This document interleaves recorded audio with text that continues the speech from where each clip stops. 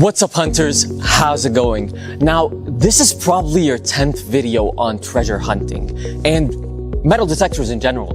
What works, what doesn't, how deep do they go, and which one should I buy?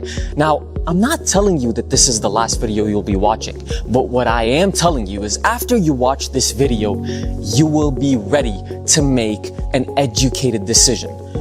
Today, we will be testing the Quantum Vx900 on field for the first time. We've got two holes, 50 centimeter and the 100 centimeters. Now, I'm really sorry, but that's as deep as my auger went, but we will be doing side views of two different holes which go 1.5 and 2 meters. There's a lot we've got to cover, so let's get right into it. Alright, so the first test that we're going to be doing is an air test. We're simply going to grab metal pieces and show you how far does the V10 start detecting them. And to be sure, we've got, by the way, this does not come with the metal detector. We've just custom made it so we can prop a camera to show you exactly what happens when we start detecting metal pieces. Alright, so the first test that we're going to be doing is an air test. We're simply going to grab a few metal pieces and show you just at what depth does the V10 coil start detecting each metal piece. And by the way, we have custom made this little piece over here so you can just see what happens step by step as we move back and forth. So let's get right into it. Alright, on to the next one. We're going to be using a 15 centimeter in diameter copper piece again. So let's get started. I cannot believe this myself. Just at 100 centimeters, the V10 starts detecting. And again, the speed of detection is again unparalleled. Alright, so for our second test, we have the V25 search coil, and we're going to be using a 10 centimeter in diameter copper piece. So let's get started.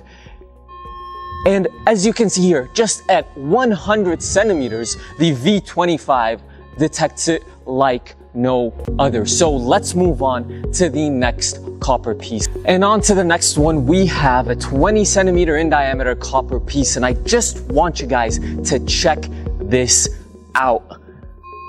As you can see here, before it even crosses the ruler, the V25 search coil is able to detect metal objects at depths deeper than 1.5 meters.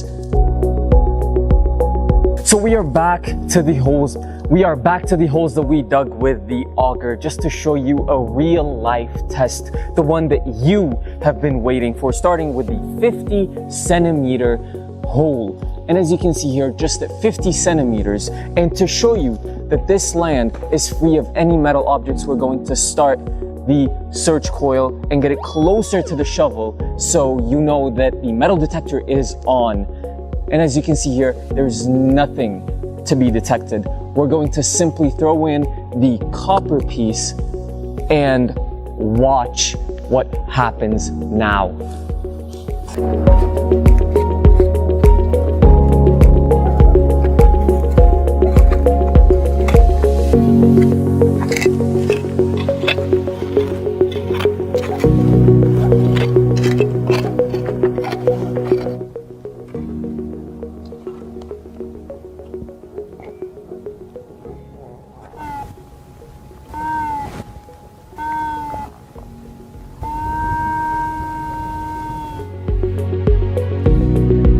And on to the second hole, which is 100 centimeters deep. And to just show you how deep it goes, as you can see, it is 100 centimeters. And we're going to go over with the V25 search coil to test if there are any metal objects in the area. It detects the shovel.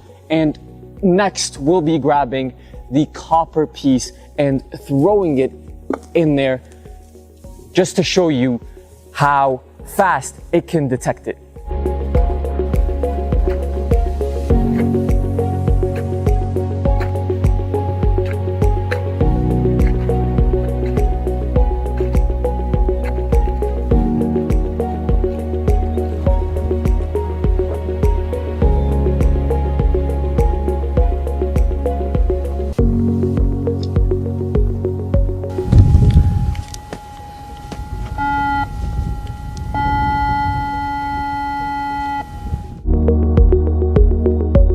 Alright, so as we have promised, we are going to give you a side view detecting targets with the Quantum Vx900 using the V25 surge coil. So let's get started.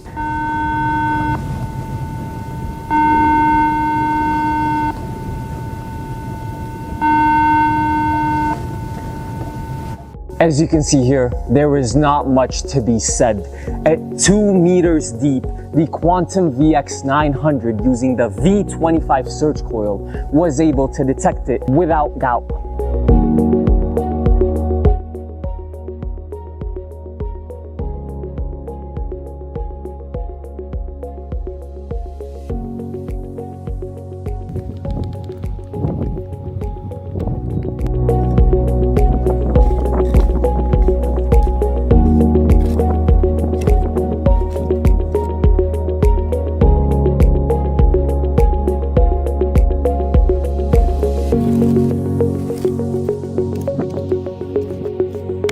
And last but not least, we are going to be testing out the V35 active sensing unit. So let me show you how to do it as efficiently as possible.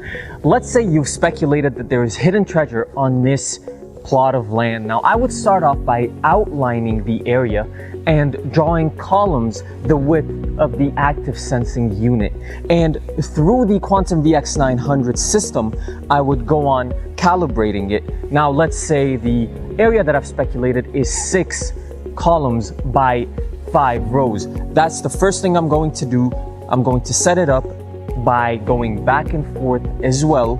And then I would start off with my scan. Start off here, step by step, and then I would move back and forth.